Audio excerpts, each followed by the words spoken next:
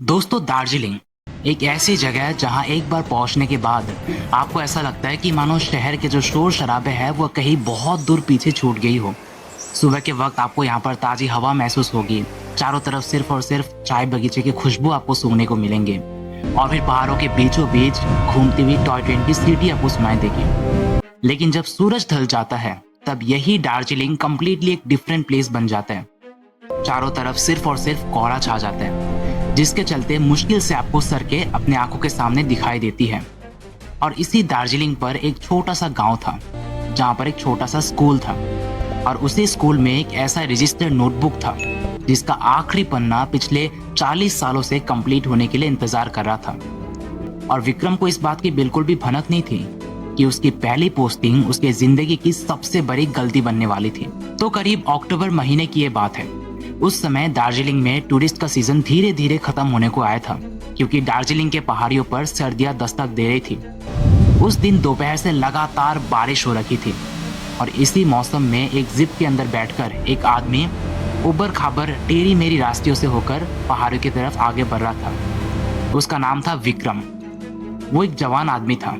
उसके हाथ में एक अपॉइंटमेंट लेटर था जहां पर यह लिखा हुआ था कि अगले ही सुबह उसको वहां के एक प्राइमरी स्कूल में एज अ टीचर उनको जॉब के लिए अप्लाई करना था। मतलब उसकी जॉब लग चुकी थी वहां पे, तो अगले दिन उसकी ड्यूटी शुरू होने वाली थी। वो काफी ज्यादा एक्साइटेड लग रहे थे, लेकिन साथ में वो काफी ज्यादा नर्वस भी थे। आफ्टर ऑल उनकी पहली पोस्टिंग होने वाली थी ये जिंदगी की। तो इसी बीच उनको मालूम पड़ता है कि आगे का जो रास्ता है वो काफी उबर खाबर वाला है और आगे सिर्फ और सिर्फ कोहरा छाया हुआ है। ड्राइवर काफी ज्यादा एक्सपीरियंस था, तो वो हेडलाइट की मदद से गाड़ी को आगे बढ़ा रहा था। एंड फाइनली शाम के वक्त वो लोग दार्जिलिंग के उस जगह पर जहाँ पहुंचे जहाँ पे टैक्सी स्टैंड होती है। वहां पहुंचते ही विक्रम ने घड़ी चेक किया। 6:15 हुए थे, लेकिन उसे ऐसा लग रहा था कि मानो बहुत पहले ही उस जगह पर रात हो चुकी हो। वो नीचे उतरते हैं। नीचे उतरते ही उनको चारों तरफ सिर्फ और सिर्फ गीली मिट्टी और ताजी चाय की खुशबू महसूस हो रही थी। उन्होंने अपना फोन चेक किया, लेकिन फोन पर बिल्कुल भी नेटवर्क नहीं था। सिर्फ और सिर्फ एक ही मिस कॉल था, वो भी स्कूल ड्राइवर की तरफ से, जो कि उन्हें पिकअप करने के लिए आने वाली थी स्कूल की गाड़ी लेकर। अब क्या होता है कि वहां पर वो 20 मिनट तक इंतजार करते रहते हैं और उसी बीच तेज बारिश भी शुरू हो जाती है, लेकिन स्कूल गाड़ी तब तक नहीं पहुंची थी। अब बगल में ही एक चाय वाला बैठा हुआ था, तो चाय वाला विक्रम से पूछता है कि क्या कर रहे हो भाई, इतनी तेज बारिश में वहां पे किसका इंतजार कर रहे हो। विक्रम कहता है कि कुछ नहीं भैया, एक्चुअली स्कूल की गाड़ी आने वाली थी मुझे पिकअप करने के लिए, लेकिन अभी तक आई नहीं। फिर चाय वाला कहता है कि मे बी मौसम बहुत ज़्यादा ख़राब है और ऐसे मौसम में ट्रैवल करना किसी के लिए सेफ नहीं है, इसीलिए गाड़ी शायद से आज रात को नहीं आएगी। तो वो कहते हैं कि तुम एक काम कर सकते हो, वो दूर वहाँ पर पहाड़ों के ऊपर तुमको एक पुराना लॉज मिल जाएगा जिसका नाम है हिल क्रेस्ट हेरिटेज लॉज। वहाँ पर तुम आज की रात ठहर सकते हो, फिर कल सुबह होते ही तुम यहाँ से निकल जाना। अब विक्रम के पास कोई और दूसरा ऑप्शन भी नहीं था, तो वो उस रास्ते से होकर चलना शुरू करते हैं। जैसे जैसे वो अपना कदम आगे बढ़ा रहे थे वैसे वैसे उन्हें महसूस हो रहा था कि जो शहर की जगमगाती हुई रोशनी है वो काफी ज्यादा पीछे छूट गई है। उनके साथ साथ सिर्फ गीली मिट्टी की खुशबू, पुराने घर, टूटी हुई दीवारें और जंग लगे हुए आयरन रेलिंग्स, यही सब चीजें उनके साथ आगे चल रही थी। फाइनली चलते चलते उन्हें एक पुराना साइन बोर्ड दिखाई देता है। उस साइन बोर्ड पर मुश्किल से एक सेंटेंस लिखा हुआ था, हिल क्रेस्ट हेरिटेज लॉज। उन्होंने लॉज की तरफ देखा। मालूम पड़ा कि वाकई में वो लॉज काफी ज्यादा पुराना था। एंट्रेंस गेट पर एक येलो लाइट लगी हुई थी जो कि हर समय बस फ्लिकर कर रही थी। वो सीढ़ियों से ऊपर की तरफ जाते हैं और इससे पहले कि वो दरवाजे पर दस्तक देता, कोई एक आदमी ऑलरेडी अंदर से बाहर दरवाजा खोलकर आता है। उन्हें अपने सामने एक बुजुर्ग आदमी दिखाई देता है जिनके ग्रे कलर के हेयर थे, गोल्ड स्पेक्टिकल्स वो पहन रखे थे, लेकिन उनके चेहरे पर एक अजीब सी शांति और खामोशी दिखाई दे रही थी। फिर उसके बाद वो आदमी पूछता है कि कमरा चाहिए। विक्रम बोलता है कि हाँ, मुझे एक कमरा चाहिए आज रात ठहरने के लिए। वो बुजुर्ग आदमी सीधा विक्रम को अंदर बुलाते हैं। फिर उसके बाद वो अपने आप को इंट्रोड्यूस कराते हैं एज मिस्टर सेन। कोई सरनेम नहीं था, कोई फालतू की कन्वर्सेशन नहीं थी। उन्होंने सिंपली विक्रम को डेस्क की तरफ बुलाया और रजिस्टर बुक पर उनका नाम एंट्री किया। फिर उन्होंने उस रैक की तरफ इशारा किया। उस रैक पर सिर्फ और सिर्फ एक ही चाबी लटकी हुई थी, रूम नंबर 204 की। अब ये देखकर विक्रम थोड़ा सा हैरान हो गया कि लॉज भी काफी पुराना है और चाबी भी सिर्फ एक ही लटकी हुई है, आखिर मतलब प्रॉब्लम क्या है। फिर मिस्टर सेन उस चाबी को विक्रम के हाथ में थमा देता है और वो एक बात कहते हैं कि आज रात अगर तुम्हें कोई अजीब सी आवाज़ें सुनाई दे, अगर आधी रात के बाद तुम्हें किसी के कदमों की आहट अपने कमरे के बाहर सुनाई दे, तो डरना मत। ये बस यहाँ के फर्नीचर आवाज़ कर रही है, क्योंकि बहुत ज़्यादा पुराना लॉज है। हवा की वजह से अक्सर यहाँ के फर्नीचर आवाज़ें करती रहती है। विक्रम फिर मुस्कुराते हुए कहता है कि हाँ, इट्स ओके, वैसे भी मुझे पुराने हॉस्टल्स पे रहने की काफ़ी ज़्यादा आदत है। फिर मिस्टर सेन कहते हैं कि ठीक है। फिर विक्रम अपना चाबी लेकर ऊपर चले जाते हैं। जो रूम नंबर 204 था वो कॉरिडोर के सबसे आखिर में पड़ता था, तो वो ऊपर गया और सीधा दरवाजे को खोलकर उस कमरे के अंदर गया। विक्रम को मालूम पड़ा कि जो कमरा था वो वाकई में काफ़ी ज़्यादा छोटा था। वहाँ पर सिर्फ एक बेड थी, एक राइटिंग टेबल था, एक अलमारी थी और एक खिड़की था। तो सबसे पहले वो अपने बैग को बेड पर रख देते हैं। फिर उसके बाद वो हल्के से खिड़की को खोल देते हैं। लेकिन जैसे ही उन्होंने खिड़की को खोला तब एक तेज ठंडी हवा का झोंका अंदर आ गया। लेकिन उसके साथ साथ विक्रम को कुछ और आवाज़ें भी सुनाई दे रही थी। उसे ऐसा लग रहा था कि मानो दूर से कोई बच्चे की हंसने की आवाज़ आ रही हो। विक्रम को लगा कि इस वक्त बच्चे की हंसने की आवाज़ भला कहाँ से आ सकती है। फिर वो अपना सर झुकाकर थोड़ा सा और नीचे की तरफ देखता है। फिर उसे मालूम पड़ता है कि आवाज़ आना बंद हो चुका है। सिर्फ और सिर्फ बारिश और हवा की आवाज़ आ रही थी। विक्रम को लगा कि मैं शायद से बहुत ज़्यादा थक चुका हूँ, तो शायद से ऐसी आवाज़ें मुझे आ रही है। वैसे भी कल सुबह ही मुझे अपनी ड्यूटी पर निकलना है, तो मुझे जल्द से जल्द अब सो जाना चाहिए। तो ये कहकर वो टेबल लैम्प को ऑफ करके बेड पर सोने के लिए चले जाते हैं। बस कुछ मिनट हुए ही थे, उनको काफ़ी अच्छा नींद आ गया था, क्योंकि वो काफ़ी ज़्यादा थके हुए थे। फिर आधी रात होने के बाद क्या होता है कि अचानक उन्हें कहीं से घंटी की आवाज़ सुनाई देती है। स्कूल की घंटी बज उठी थी। वो एकदम से उठकर बैठ गए बिस्तर पर। उन्हें लगा कि इस वक्त घंटी की आवाज़ भला कहाँ से आ सकती है। फिर थोड़ी देर सोचने के बाद उन्होंने खुद से ही बोला कि शायद से पास में कोई मोनेस्ट्री वगैरह होगी, तो हो सकता है वहाँ से घंटी की आवाज़ आई हो। मुझे इस बारे में ज़्यादा नहीं सोचना चाहिए। फिर वो दोबारा सोने की कोशिश करते हैं, लेकिन उस रात उन्हें अच्छे से नींद नहीं आई। फिर सुबह के वक्त ऑलमोस्ट 6 बज चुके थे। उनकी आँख खुल गई और वो फ्रेशन अप होकर ब्रेकफास्ट के लिए नीचे चले गए। नीचे आने के बाद उन्होंने देखा कि जो मिस्टर सेन थे उन्होंने ऑलरेडी ब्रेकफास्ट लगा कर रखा था। फिर जब वो नीचे आए तब मिस्टर सेन ने उसे पूछा कि कल रात को अच्छे से नींद आई। फिर विक्रम कहता है कि हाँ, नींद आई, बस एक बार के लिए मुझे कैसे घंटी की आवाज़ सुनाई दी थी। ये सुनने के बाद मिस्टर सेन के हाथ थोड़े पल के लिए रुक गए। फिर दोबारा पॉट पर चाय डालते हुए उन्होंने इस बारे में बातचीत करना बंद कर दिया इस टॉपिक के बारे में। फिर किसी और टॉपिक के ऊपर वो लोग बातचीत करने लगे और उसी बीच उन लोगों ने ब्रेकफास्ट भी कंप्लीट कर लिया। फिर मालूम पड़ता है कि जो स्कूल का ड्राइवर था वो विक्रम को पिकअप करने के लिए आ चुका था। ड्राइवर ने माफ़ी मांगी कि कल शाम को मैं नहीं आ पाया था क्योंकि मौसम काफ़ी ज़्यादा ख़राब था। विक्रम कहता है कि इट्स ओके, कोई बात नहीं। उन्होंने मिस्टर सेन को थैंक यू कहा और फिर वो लोग वहाँ से निकल गए। करीब 1 घंटा ड्राइव करने के बाद वो लोग फाइनली उस गाँव के अंदर जा पहुँचे। गाँव पहुँचते ही विक्रम ने देखा कि गाँव वाकई में काफ़ी ज़्यादा छोटा था। सिर्फ और सिर्फ 2-3 दुकानें थी वहाँ पे, एक प्राइमरी हेल्थ सेंटर था और वो छोटा सा स्कूल था। फिर उसके बाद वो स्कूल की तरफ गए। वहाँ पहुँचते ही विक्रम ने देखा कि जो स्कूल के हेडमास्टर जी थे वो ऑलरेडी वहाँ पर उनका इंतज़ार कर रहे थे उनका स्वागत करने के लिए। तो उन्होंने अच्छे से विक्रम का वेलकम किया और कहा कि स्वागत है विक्रम तुम्हारे स्कूल में, आज तुम्हारी पहली ड्यूटी होने वाली है स्कूल में। वैसे भी यहाँ के जो बच्चे हैं वो पिछले कई दिनों से एक नए टीचर का इंतज़ार कर रहे थे। विक्रम को भी काफ़ी अच्छा लगा ये सुनकर। फिर वो क्लासरूम की तरफ गए। स्कूल में उन्होंने देखा कि सिर्फ और सिर्फ 3 ही क्लासरूम मौजूद है। स्कूल काफ़ी ज़्यादा सिंपल था। दीवारों पर हाथों से बनाई गई बच्चों की ड्राइंग्स थी और कुछ मैप्स और कैलकुलेशंस बने हुए थे, लेकिन वो सब ऑलमोस्ट फेड हो चुके थे। मतलब ऐसा लग रहा था कि वो जो स्कूल है वो काफ़ी ज़्यादा पुराना है। लेकिन उसके साथ साथ विक्रम ने ये भी नोटिस किया कि उस स्कूल में एक अजीब सा सन्नाटा छाया हुआ था। एक ऐसा सन्नाटा जो कि कभी भी आपको शहर के स्कूल में एक्सपीरियंस करने को नहीं मिलेगा। अब इसके बाद उनका पहला दिन शुरू हो गया। उन्होंने काफ़ी सारे लेसन्स पढ़ाए बच्चों को। बच्चे काफ़ी ज़्यादा शरारती थे, लेकिन उसके साथ साथ वो लोग पढ़ने में भी काफ़ी ज़्यादा तेज थे। और पढ़ाते पढ़ाते कब वक्त निकल गया ये विक्रम को पता ही नहीं चला। उन्होंने घड़ी की तरफ नज़र डाली तो घड़ी में 4:05 हुए थे। फिर उसके बाद जैसे स्कूल की छुट्टी हुई सभी बच्चे तुरंत अपना बैग पैक कर लिया और स्कूल को खाली कर गया, उस क्लासरूम को। विक्रम को थोड़ा सा अजीब लगा कि बेल बजते ही फौरन वो लोग घर चले गए। बाहर उन्होंने देखा कि पेरेंट्स उनका इंतजार कर रहे थे। कोई छाता लिए आया था, कोई लैंटर्न लिए आया था। तब उसके बाद जो हेडमास्टर जी थे वो विक्रम के पास आए और उनसे कहा कि हमारे यहाँ पर अंधेरा थोड़ा जल्दी होता है ना, इसीलिए सभी बच्चे हड़बड़ी में स्कूल को छोड़ देते हैं, खाली कर देते हैं स्कूल छुट्टी होने के बाद। फिर विक्रम को भी लगा कि शायद से यही वजह होगी। अब इसके बाद जो दूसरा दिन था उस दिन भी यही सेम रूटीन रिपीट होते हैं। तीसरे दिन को भी यही सेम रूटीन रिपीट हो रहा था। रोज ऐसे ही बस उनका चल रहा था। फिर उसके बाद उन्होंने एक अजीब सी चीज नोटिस की कि हर दिन एग्जैक्टली 4:05 बाद ऐसा लगता है कि मानो पूरा विलेज एक स्विच ऑफ मोड में चला जाता। मतलब सभी दुकानें अपना शटर बंद कर देती है, सड़कों पर आपको कोई लोग दिखाई नहीं देंगे, इनफैक्ट गली के कुत्ते भी वहां पर मौजूद नहीं होते। ऐसा लगता है कि मानो 4:05 बाद ही वो लोग कुछ तो रीजन है जिसकी वजह से सब कोई अपने घर के अंदर छुप जाते हैं, गांव में कोई भी दिखाई नहीं देता। अब इसके बाद चौथे दिन तो उन्होंने अपने एक स्टूडेंट से उससे पूछा कि स्कूल खत्म होने के बाद तुम लोग क्या फुटबॉल नहीं खेलते? अब ये सवाल सुनकर जो स्टूडेंट था वो काफी ज्यादा शॉक्ड हो चुका था, एज इफ विक्रम ने कोई गलत सवाल पूछ लिया हो।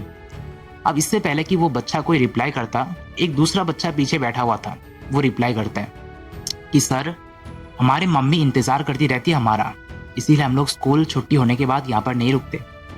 अब ये रिप्लाई सुनने के बाद पूरे क्लासरूम में खामोशी छा गई।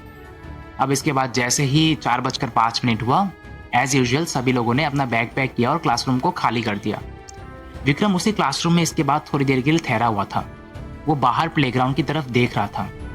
वो सोच रहा था कि अभी कुछ मिनट पहले यहाँ पर बच्चों की हंसने की आवाजें सुनाई दे रही थी, खेलने की आवाजें सुनाई दे रही थी, लेकिन जैसे ही स्कूल की छुट्टी हुई, अब ये प्लेग्राउंड एकदम सुनसान बन चुका है। वहां पर सिर्फ हवा के बहने की आवाज आ रही है। अब इसके बाद ऑलमोस्ट एक हफ्ता ऐसे ही बीत जाता है। इसी बीच जो विक्रम का टेम्पररी घर था वो वही लॉज बन चुका था। हर सुबह वो स्कूल पे ड्यूटी करते और शाम को वापस लॉज में लौट जाते।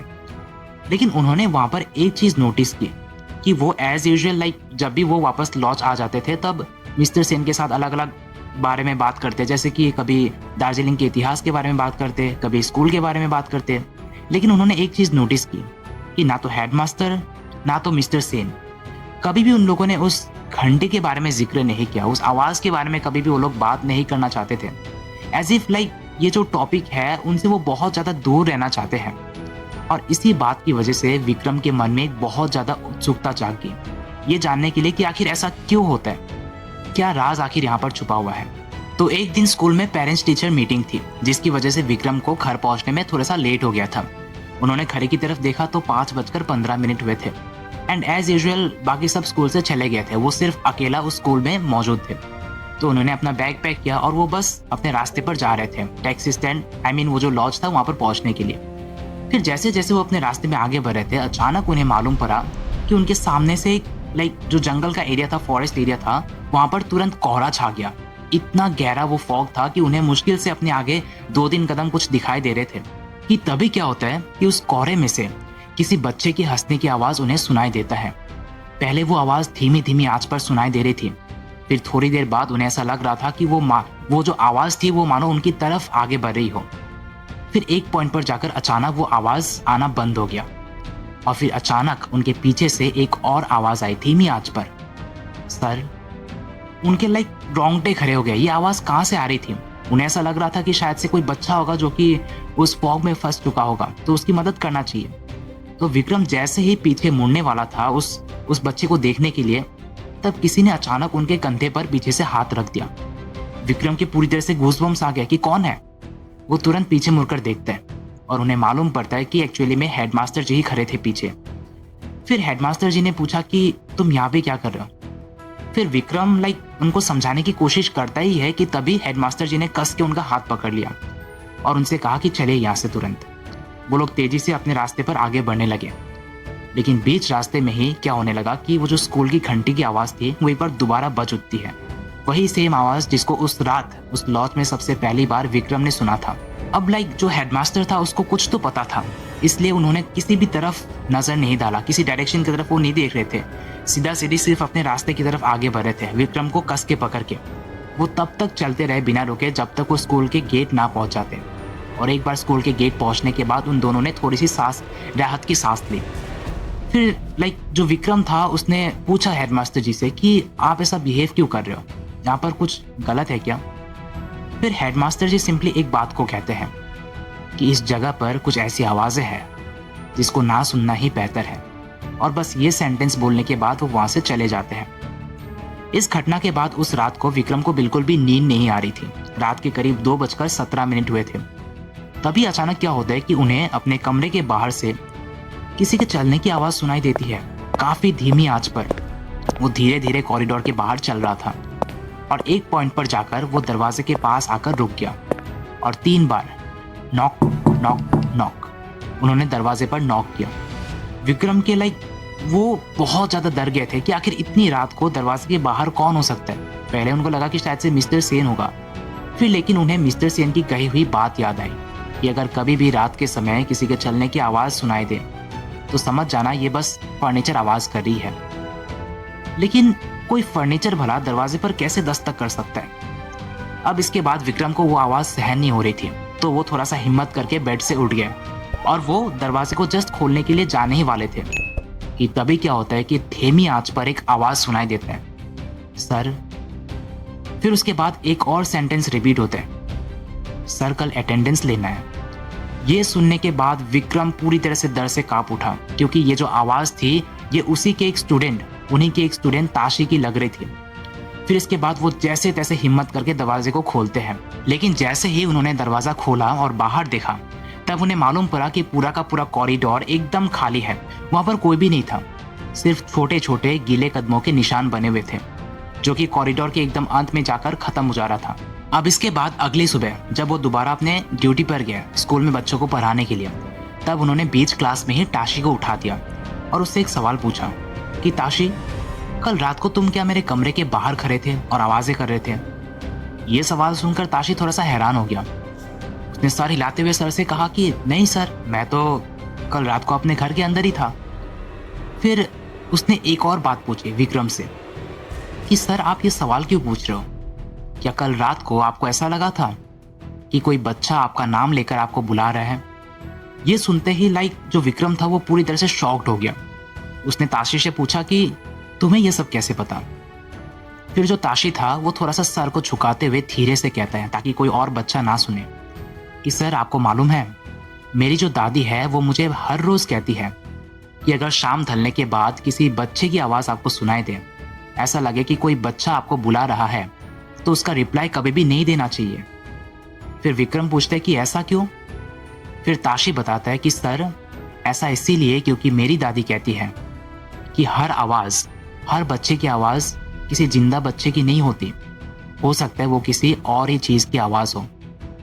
ये सुनने के बाद विक्रम ही was not able to say anything at all. वो पूरी तरह से उसकी बोलती बंद हो चुकी थी।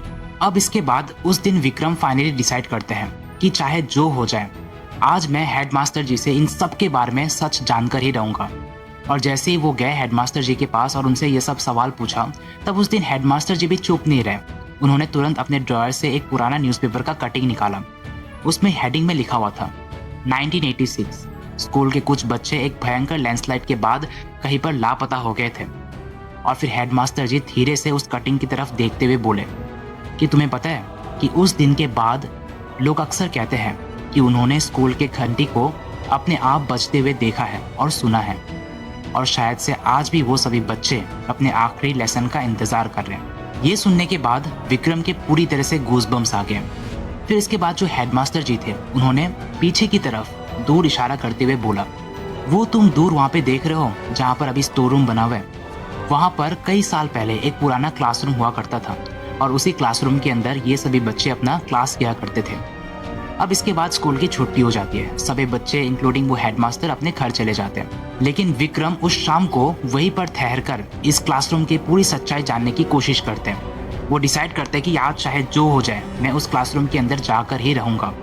तो जैसे ही सब लोग स्कूल को खाली कर देते हैं, वो उस पुराने हिस्से की तरफ अकेले चले जाते हैं। उनके सामने वो पुराना क्लासरूम दिखाई दे रहा था, जो अभी स्टोर रूम था वो दिखाई दे रहा था, और उसके सामने उन्हें दिख रहा था कि बहुत ही पुराना गेट खड़ा है।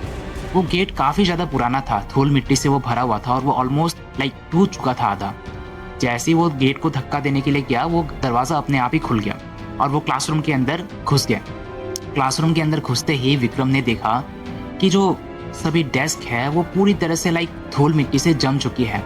जो ब्लैक बोर्ड था वो इतना ज़्यादा पुराना था कि वो ऑलमोस्ट टूट चुका था।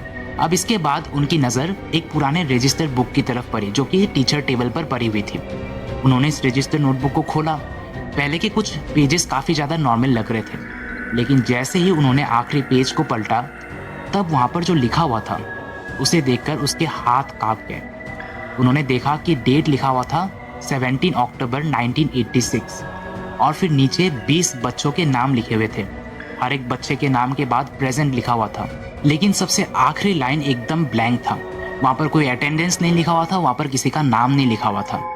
अब इसके बाद जैसे ही वो रजिस्टर बुक को बंद करने वाला था, तब अचानक उसे पीछे से डेस्क के खिसकने का आवाज आता है। वो तुरंत पीछे मुड़कर देखता है, लेकिन वहां पर कोई भी नहीं था। लेकिन इसके बाद से क्या होने लगा कि अचानक सभी डेस्क अपने आप अपनी जगह से खिसकने लगे। विक्रम पूरी तरह से डर गया। वहां पर उन्हें कोई दिखाई नहीं दे रहा था, बस आवाजें उन्हें सुनाई दे रही थी। फिर क्या होता है कि जो ब्लैक बोर्ड था वहां पर अपने आप लिखना शुरू हुआ। पहले धीरे से लिखा गया, गुड इवनिंग सर, लेकिन लिखने वाला कोई हाथ दिखाई नहीं दे रहा था। अपने आप बोर्ड पे चौक से लिखा जा रहा था, गुड इवनिंग सर। फिर उसके बाद धीरे से उसके नीचे लिखा गया अटेंडेंस। ये देखकर जो विक्रम था उसकी सांसें अटक गई। फिर उसके बाद उसे धीरे से महसूस हुआ कि कोई तो पीछे बैठा हुआ है। वो पलटा पीछे, लेकिन वहां पर कोई भी नहीं था। अब इसके बाद अचानक कॉपीज खोलने की आवाज आने लगी। बच्चों के हल्की फुल्की आवाजें उसे सुनाई देने लगी। ऐसा लग रहा था कि मानो पूरा क्लास अब फिर से एक बार पढ़ने लगा हो, लेकिन आसपास उसे कोई बच्चा दिखाई नहीं दे रहा था। सिर्फ उनकी मौजूदगी उन्हें महसूस हो रही थी। अब इसके बाद उनका जो हाथ था वो अपने आप रजिस्टर नोटबुक की तरफ आगे बढ़ रहा था, एज इफ कोई मजबूरी में उनके हाथ को खींच रहा हो। उन्होंने रजिस्टर को दोबारा फिर से पढ़ा। सबसे पहले उन्होंने एक स्टूडेंट का नाम लिया, पेमा।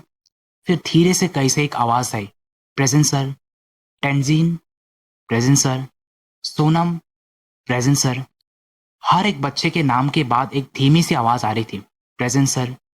आखिर में जब वो 20वें नंबर तक पहुंचा, विक्रम ने फाइनली थोड़ी सी राहत की सांस ली।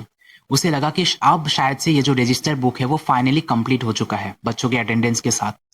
लेकिन तभी क्या होता है कि अचानक पीछे से उनको एक और धीमी आंच पर आवाज सुनाई देती है, सर। और ये एग्जैक्टली वही आवाज था जो इतने दिनों से विक्रम सुन रहा था, कभी उस कोरे में से, कभी अपने कमरे के बाहर से। वो बच्चा बोलता है धीरे से कि सर, आप मेरा अटेंडेंस नहीं लोगे? मैं उस दिन को लेट हो गया था, इसलिए मेरी अटेंडेंस कभी भी कंप्लीट नहीं हो पाई। ये सुनते ही विक्रम के रोंगटे खड़े हो गए। वो तुरंत पीछे मुड़कर देखता है और इस बार सबसे आखिरी बेंच पर उसे एक छोटा सा बच्चा बैठा हुआ दिखाई देता है। उसके यूनिफॉर्म काफी पुराने लग रहे थे, काफी ज्यादा डर्टी यूनिफॉर्म वो पहन रखा था। उसके चेहरे पर मिट्टी लगी हुई थी। इसी बीच क्या होता है कि अचानक एक पल के लिए विक्रम को ऐसा लग रहा था कि वो जो टूटा हुआ क्लासरूम है वो फिर से नया बन गया हो। बच्चे अपनी अपनी जगह पर पढ़ाई करते हुए दिखाई दे रहे थे। टीचर बच्चों को पढ़ाता हुआ उसे दिख रहा था। तभी बाहर जोर से बारिश शुरू हो गई और पहाड़ों से एक तेज बिजली कड़कने की आवाज आई। और उसी आवाज के बाद सब कुछ ब्लैकआउट हो गया, सब कुछ अंधेरे में डूब गया।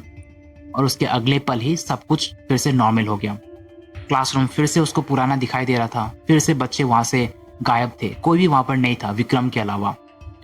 उसने फाइनली ये रियलाइज किया कि शायद से ये जो बच्चे हैं, उनके गुजर जाने के बाद वो किसी से बदला लेने के लिए यहाँ पर ठहरे हुए नहीं है। बस वो अपना आखिरी क्लास किसी भी हालत में कंप्लीट करना चाहते थे।